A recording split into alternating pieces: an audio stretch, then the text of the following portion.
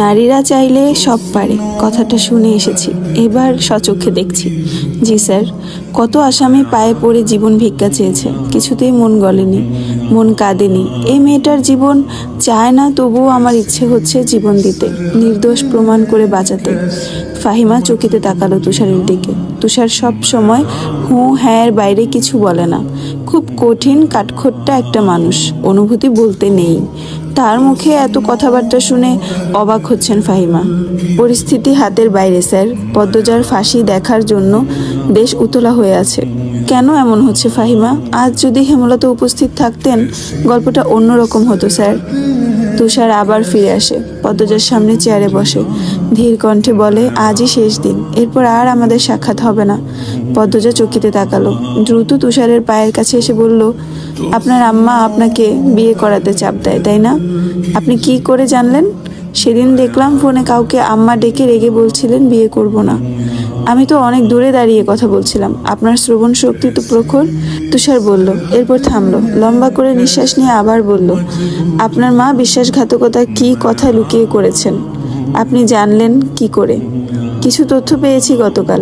একটুর জন্য বিশ্বাসঘাতক অপবাদ দিতে পারেন না, উনি আপনার ভালোর জন্যই। পদ্মজা চুপ থেকে হুট করে ফোঁস করে জ্বলে উঠে বলল, আপনি বুঝবেন না আমার কষ্ট, আমার না পাওয়া দামি সময়টাকে আমি কতবার মনে করে বুকে ভাসিয়ে কেঁদেছি, বুঝবেন না আপনি। পদ্মজা কাঁদতে কাঁদতে বলল, পরপরই হেসে আবার করুণ স্বরে কান্না শুরু করলো, গা কাঁপিয়ে তোলার মতো কান্না, মনে হয় কোনো অশরীরই কাঁদছে। কি বিশ্রী ভয়ঙ্কর সেই কান্নার ছন্দ। তুষারের কান ঝা ঝা করে ওঠে, চিন্তায় মাথার রগ তপতপ করছে। আগামীকাল ভোরে পদ্মজাকে কোর্টে তোলা হবে, রায় হবে পদ্মজার ফাঁসি চাই বলে রাস্তায় রাস্তায় আন্দোলন, রেডিওতে আন্দোলন। কিন্তু তুষারের মন যে কিছুতেই মানতে পারছে না এই আন্দোলন। এমন নিষ্পাপ মনের অনুরূপ সুন্দরীর বিরুদ্ধে পুরো পৃথিবী, কি আশ্চর্য তাই না? বাঁকা রাস্তা পেরিয়ে পালকি চলছে ধীরে ধীরে। সন্ধ্যার আজান পড়ছে কিছুক্ষণ আগে, দিনের আলো কিছুটা এখনো রয়ে গেছে। দক্ষিণ দিক থেকে ধেয়ে আসছে হাওয়া, শীতল নির্মল পরিবেশ। পদ্মজার বুক ধুকপুক করছে। নতুন মানুষ নতুন পরিবেশে মানিয়ে নিতে পারবে তো? একবার সে হাওলাদার বাড়ি গিয়েছিল, অন্দরমহল নামে এক বিশাল বাড়ি আছে, সেই বাড়িতে মেয়েরা বউরা থাকে, এখন কি সেও থাকবে? পদ্মজা পর্দার ফাঁক ফোকর দিয়ে বাইরে চোখ মেলে তাকায়। আমির হাতের পাগড়ি নিয়ে তার বড় ভাইয়ের সাথে কি যেন আলোচনা করছে, চোখে মুখে খুশি উপচে পড়ছে। পদ্মজা চোখ সরিয়ে নিল, মায়ের কথা, পূর্ণার কথা খুব মনে পড়ছে।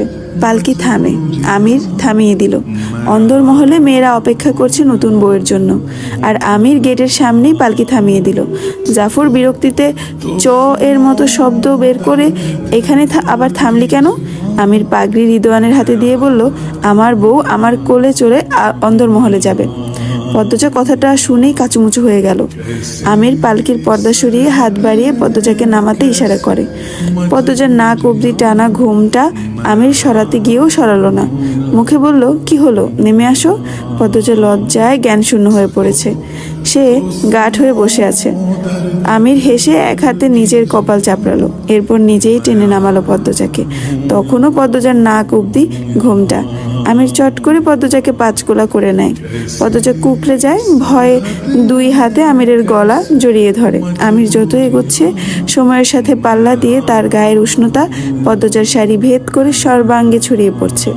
অচেনা অজানা অনুভূতি চারদিকে যেন জেঁকে বসেছে। মরণ প্রেমের সূত্রপাত হয়তো এখান থেকেই শুরু।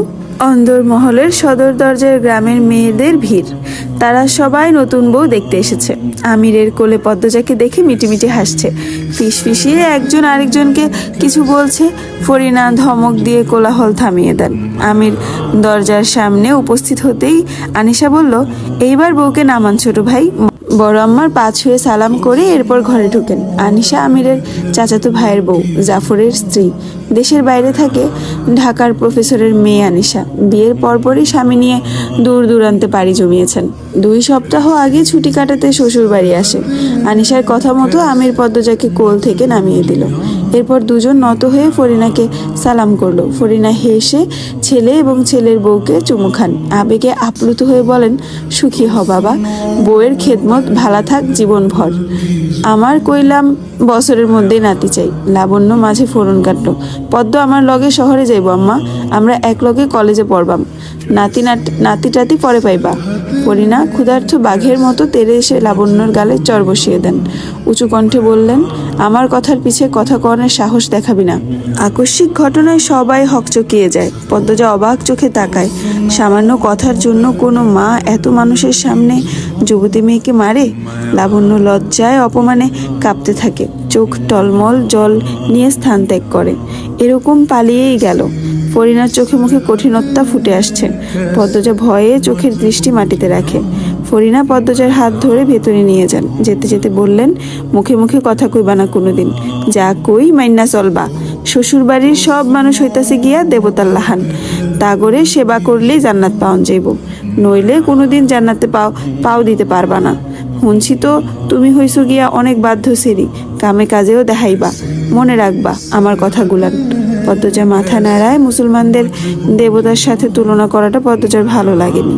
কিছু কথা গলায় এসে আটকে গেছে, বলার সাহস পাচ্ছে না। ফরিনা আবার বলেন, হুনো বউ, স্বামীর উপরে কিচ্ছু নেই, স্বামীরই দুনিয়া ভাববা। বাপ মা বাপ ভাই বোন হইছে গিয়া পর, স্বামী আপন, স্বামীর বাইরে কিছু ভাববা না। স্বামী যা কয় তাই মানবা। স্বামীর পা ধুইয়া দিবা নিজের হাতে। স্বামী বইতে কইলে বইবা, উঠতে কইলে উঠবা, হতে কইলে হতবা। স্বামী যখন কাছে ডাকবো না করবা না, আল্লাহ বেজার হইব, ফেরেশতারা অভিশাপ দিব। দুনিয়াত স্বামীর আদরের থেকে মধুর আর কিছুই নাই, মনে রাখবা। পদ্মজা অপ্রতিভ হয়ে উঠেছে। লজ্জায় আড়ষ্টতায় সারা শরীর তীব্র গরমে ঘামছে। আনিশা ফরিনাকে ফিসফিসিয়ে বলল, বড় আম্মা, মানুষ আছে তো অনেক, পরেও বলতে পারবেন। আনিশার কথা পুরোপুরি অপেক্ষা করলেন ফারিনা। তিনি পদ্মজাকে একটা চেয়ারে বসিয়ে দিলেন, আবার বলতে শুরু করলেন, খালি স্বামী লইয়াও পইরা থাউন যাইব না। তোমার শ্বশুর শাশুড়ি জীবিত আছে, তা করে সেবা করবা। যখন যা করতে কই করবা, না পারলে কইবা শিখাইয়া দিব। প্রতিদিন ভোরে উঠবা, নামাজ পইরা রান্ধন ঘরে যাইবা, তখন বাকি সব ভুইলা রান্ধনে মন দিবা। আমির কপালের চামড়া কুচকে মায়ের কথা শুনছিল। এবার সে ধৈর্যহারা হয়ে বলল, রান্নাবান্না করার জন্য অনেক মানুষ আছে আম্মা, পদ্মজা রাখতে হবে না, আর আমার এত সেবাও লাগবে না। বড্ড ক্লান্ত লাগছে, ভিড় কমাও আর নিয়ম নীতি শেষ করো, এরপর আমার বউ আমার ঘরে ছেড়ে দাও। আমিরের কথা শেষ হতেই হাসির রোল পড়ে যায়। পদ্মজা ঠোঁট টিপে হাসলো। ফরিনা কিছু কঠিন কথা বলতে প্রস্তুত হন। আনিশা আমিরকে রসিকতা করে বলল, আজ তো একসাথে থাকা যাবে না, আরও একদিন ধৈর্য ধরেন। আমির প্রবল বিস্ময় নিয়ে জিজ্ঞাসা করে, কেন, বিয়ে তো হয়ে গেছে? কেউ আমিরের জবাব দিল না, উল্টা সবাই হাসতে থাকলো। আইজ কাল রাত্রি হতচ্ছাড়া, বলল শাহানা, জাফরের বড় বোন। আমিরের বিয়ের উপলক্ষে বাপের বাড়ি এসেছে, সাথে নিয়ে এসেছে পুরো শ্বশুর বাড়ি। আমির শাহানাকে প্রশ্ন করলো, কাল রাত্রি তো হিন্দুদের নিয়ম, আমি মানি না, আমার বউ আমার ঘরে দিয়ে আসা হোক। সবসময় তারামি করিস কেন, আমরাও তো নিয়ম মানছি, বলল জাফর, কণ্ঠে তার গম্ভীর্যতা। তাতেও লাভ হলো না। আমির কিছুতেই এই নিয়ম মানবে না। ফরিনা, শাহানা, শিরিন, আনিশা, আমিনা সহ অনেকে আমিরকে মানানোর চেষ্টা করলো। কারো কথা আমিরের কর্ণগোচর হলো না। তার মধ্যে রিদওয়ান আমিরের সাথে তাল দিল, বলল, কাল রাত্রি বাদ, এসব নিয়ম মেনে লাভটা হবে কি? যার বউ তাকে তার হাতে দিয়ে দাও। তুই চুপ থাক, আগুনে ঘি ঢালবি না, বললেন আমিনা। রিদওয়ান চুপসে গেল। থামলো না শুধু আমির, ফরিনাও জেদ ধরে বসে আছেন। হ্যালো, আসসালামু আলাইকুম এভরিওয়ান।